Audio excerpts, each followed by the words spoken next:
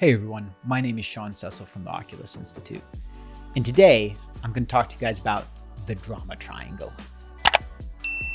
Okay, so the drama triangle is actually a concept from psychology that's been around for quite a long time, but it's surprising how often it shows up in people's lives versus how few people are actually aware of it. So we're going to go through the dynamics here.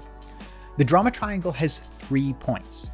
So the 3 points are the victim, the hero, and the villain, right? So the victim is somebody who has been wronged in some way.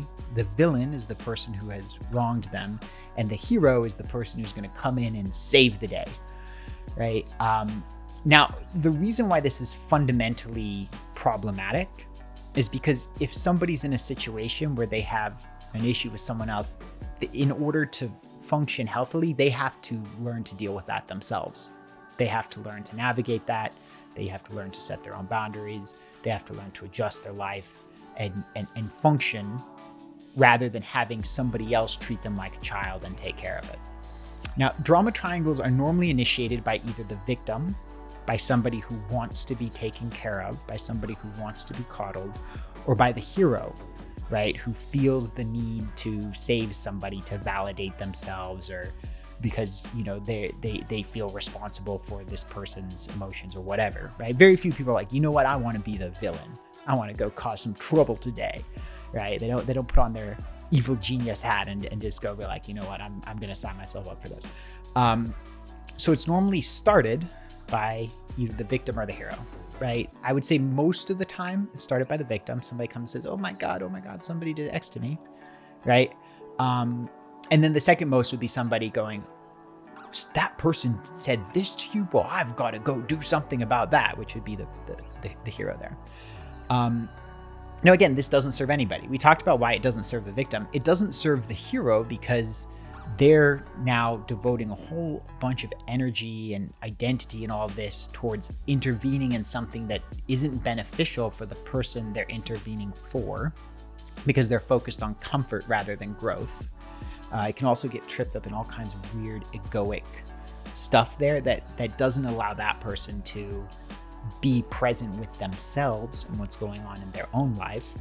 And then it sucks for the villain, especially if the villain didn't actually do anything that was really that bad. I mean, if the victim has conjured up something, or the hero has conjured up something so that they could play their role, and they're projecting something onto somebody else who really didn't do that thing, right?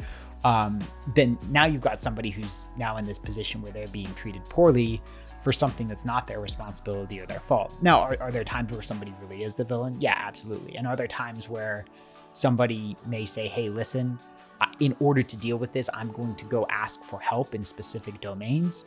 Absolutely. And, you know, for example, somebody steals your purse. You go to the police and you say, hey, will you please help me get my purse back? Sure, right? But in this case, you're taking responsibility for solving your problem. You're requesting aid from somebody whose job it is to provide assistance.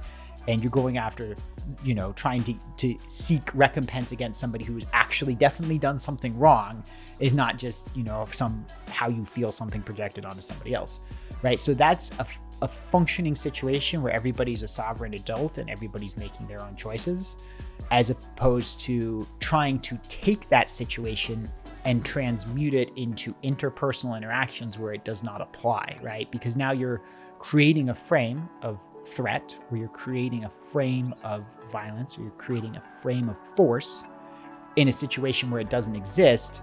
And that leads to drama, hence the name drama triangle. So you may see this actually in workplaces a lot. You may see this with, you know, the bad boss and the good boss and the different managers and this and the feuding and all the things. Generally, the best way to deal with the drama triangle is to just simply not participate in it. Do not accept any of these roles. Do not play any of these roles. Just back away slowly to the best of your ability. I hope you enjoyed this video. If you found value here, or if there was something that resonated with you, then I'd encourage you to explore more and check out my free 5-video workshop series on how to figure out your next career step. All you have to do is go to www.oculusinstitute.com/next career step. It'll take you to the first video in the playlist. You can go through, watch all of them, and at the end, you'll know what's the next step for you to bring you to a career that's both fulfilling and financially prosperous. Have a wonderful day, and I'll see you on the other side.